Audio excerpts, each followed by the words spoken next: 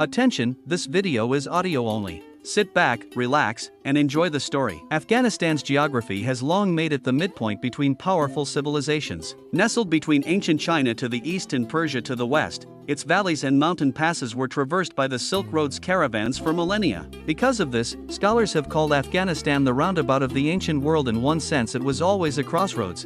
First, farmers and herders settled the land by about 5000 BCE. Making it one of the world's earliest agricultural zones. By 3000 BCE, simple villages gave way to towns, for example the Helmand region's Mundigak site, and Bulk in the north, which became part of the Oxus, Bactria's Margiana, Bronze Age civilization. These cities traded lapis lazuli, silk, and other goods with neighbors. Thus from the beginning, Afghanistan was connected to both east and west through goods, ideas, and peoples. The first great empire to claim Afghanistan was the Achaemenid Persians. In the 6th century BCE, King Darius I swept into the region and organized it into several satrapies or provinces: Arya, roughly modern Herat, Arakosia, the Kandahar and Kabul region, Bactriana, around Balkh, and Gandhara, the Kabul-Peshawar area. Persian administrators built roads and stood up Zoroastrian fire temples, integrating Afghanistan into a realm that stretched from the Indus to the Aegean. Over the next century, Alexander the Great overthrew the Persians. In 330 BCE, Alexander's armies captured Bactria,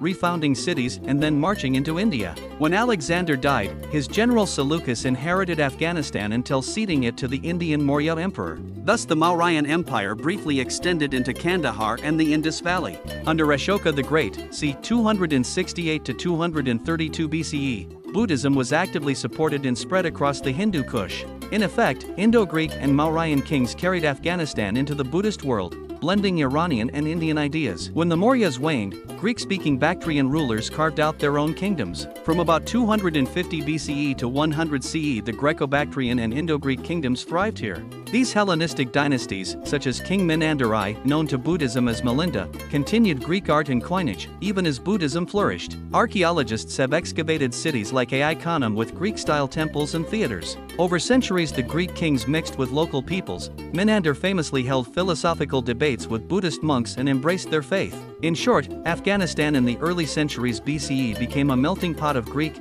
Buddhist, Iranian and Indian cultures. By the 1st century CE, a new power emerged from the north. The nomadic Yuezhi tribes united into the Kushan Empire, 30 to 375 CE, which stretched from Central Asia into northern India. Under the Kushan king Kanishk the Great, reigned ca. 127 to 150 CE, the empire reached its zenith. The Kushans made Bactria, Balkh, and Kabul into cultural centers and turned Afghanistan into a hub on the Silk Road. Kanishk actively patronized Buddhism. He convened a Buddhist council and sent missionaries eastward, helping Buddhism travel from India to China through Afghanistan. Kushan coins bore Greek script and images of Greek and Buddhist deities side by side. For several centuries, this blend of Greco-Bactrian, Indian and Central Asian influences defined Afghan civilization. In the mid-3rd century, Afghanistan again fell under Persian control when the Sasanian dynasty took over former Kushan territory. But by the 5th century, new invaders arrived, the Hephthalite or White Hun tribes. In 484 CE, the Hephthalites defeated the Persian king Paras in battle near Herat, ravaging cities throughout the region. Afghan lands were briefly ruled by these nomads until the Sasanians and their Turkic allies pushed them back by about 560 CE. Regardless, these invasions meant that by the late antique period Afghanistan had been shaped by Indian, Greek and Persian hands, and next it was to encounter the armies of Islam. In the 7th century, the Muslim conquests reached Afghanistan. After overthrowing the Sasanian Empire in Persia, Arab armies moved east. By 652 CE, the Rashidun caliphs had captured Herat, and over the next centuries they gradually subjugated the Kabul and Kandahar regions. Local dynasties adopted Islam, often surviving as governors under distant caliphs or emerging as semi-independent sultans. By the 10th and 11th centuries, nearly the whole population had converted, with Islamic law and learning spreading. One historian notes that Islam was generally accepted as a replacement for the earlier Zoroastrian and Buddhist faiths. Importantly, in 977 a former Turkic slave named Sebuktigin seized Ghazni and founded the Ghaznavid dynasty. His son Mahmud of Ghazni, r. 998 to 1030,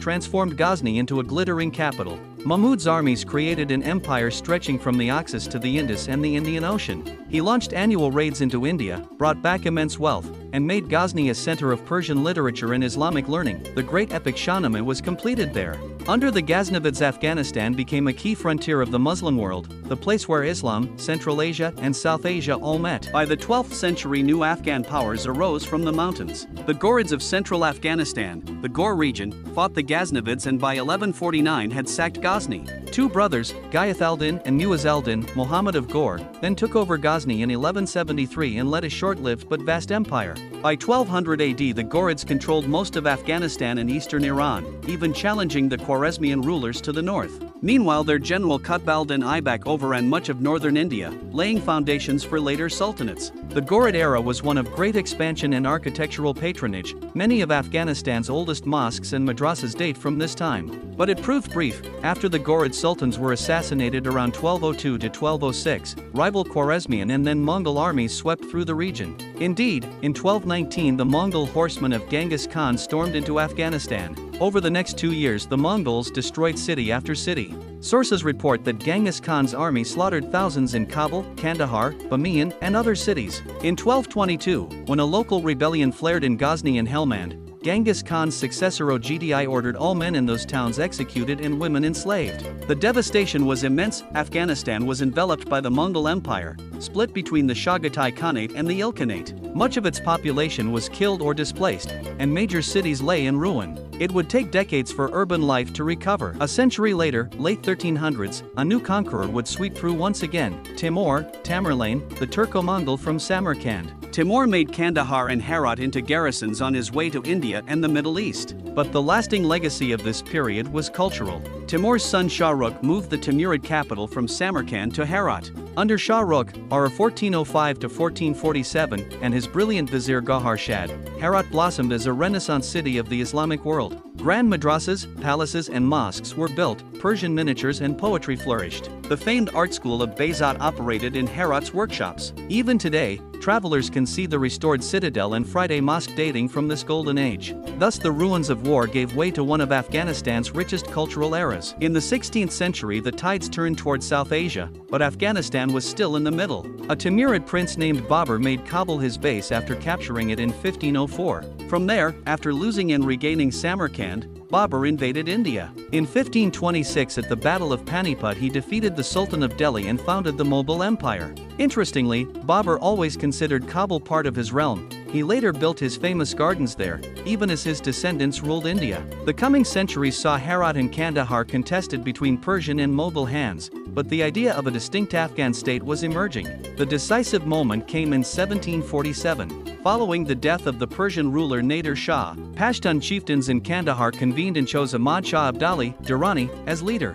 Shortly after, Ahmad Shah captured Kandahar, Ghazni, Kabul and Peshawar. He united the Afghan tribes under his Durrani dynasty and pushed his army as far as the Oxus, Amu Darya, in the north and the Indus in the east. The British and Russians later called this the First Afghan Empire. With its center in Kandahar and then Kabul, the Durrani state is considered by many the foundation of the modern nation of Afghanistan. Ahmad Shah and his successors, like Timur Shah, ruled a multicultural realm of Pashtun, Tajiks, Uzbeks, and others. But after Ahmad Shah's death, the empire fragmented into rival Afghan principalities, Herat, Kabul, Kandahar, etc., and lost some conquered lands in India. In the 19th century, Afghanistan was caught in the great game between Britain and Tsarist Russia. To the British in India, Afghanistan was a buffer against Russian expansion. They intervened in 3 major wars. The First Anglo-Afghan War, 1839 to 1842, ended disastrously for Britain, the retreat from Kabul, but the Second War, 1878 to 1880, gave the British control of Afghan foreign affairs through the century.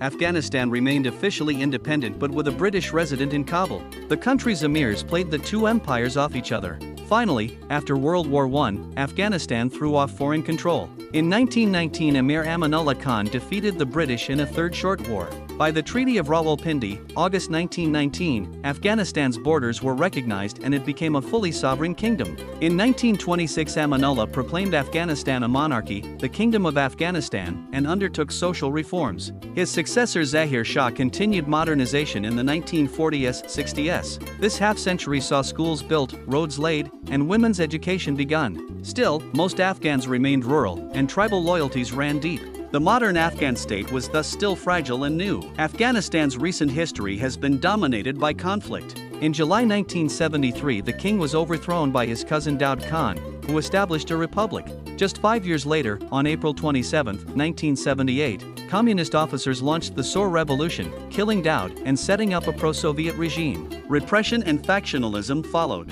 In December 1979, the Soviet Union, alarmed by the chaos and anti-communist insurgents, invaded with hundreds of thousands of troops. A brutal decade of war ensued. Afghan Mujahideen fighters, armed and funded from abroad, fought the Soviets and Kabul's regime across the mountains. The Russians finally withdrew in 1989. Within a year, the Afghan communists also fell. This left a power vacuum. Rival guerrilla factions turned on one another, waging bloody civil war in the ruins of Kabul and Kandahar. Out of this chaos, the Taliban emerged in the early 1990s, a militant Islamist group led by Mullah Omar, mainly Pashtun, who had fought the Soviets. By 1996, the Taliban had captured Kabul and declared the Islamic Emirate of Afghanistan. They imposed a strict version of Sharia law, for example, closing schools for girls, and enforced order with harsh penalties. The Taliban regime was recognized by almost no one internationally. Meanwhile, the Northern Alliance, a coalition of Tajik, Hazara, and Uzbek leaders, held pockets of resistance in the northeast. After the September 11, 2001 attacks on the United States, a US-led coalition invaded Afghanistan to topple the Taliban for harboring al-Qaeda terrorists. The Taliban government fell quickly, and Hamid Karzai became leader of a new Islamic republic. For the next 20 years, Afghanistan received massive international aid and military assistance. Elections were held, and infrastructure, schools, roads, media, expanded. But insecurity remained high. Taliban insurgents fought on, especially in the south and east, and al-Qaeda and ISIS affiliates appeared. Corruption and civil strife also plagued the Kabul government. In August 2021, the United States withdrew its forces under President Biden's plan. Almost overnight, the Taliban swept through the country again. On August 15, 2021, they entered Kabul with little resistance. The republic fell. The Taliban announced the re-establishment of the Islamic Emirate of Afghanistan. This marked the formal end of the 20-year U.S. war. The world watched as the group that had first ruled in the 1990s took control of all provinces. Afghanistan today faces a complex situation. The Taliban's rule is not recognized by most of the international community.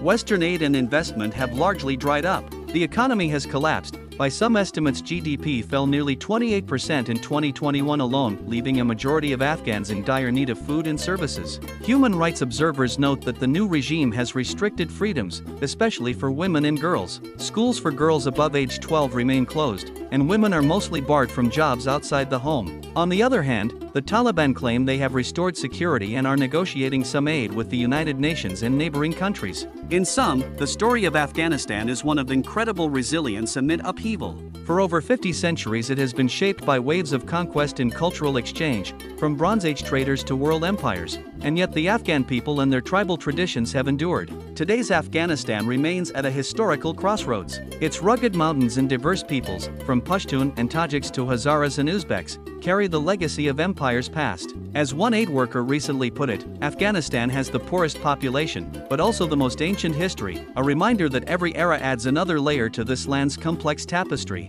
The future is uncertain, but the country's ancient horizons have seen change before. For now, Afghanistan stands in silence, waiting for the next chapter in its journey.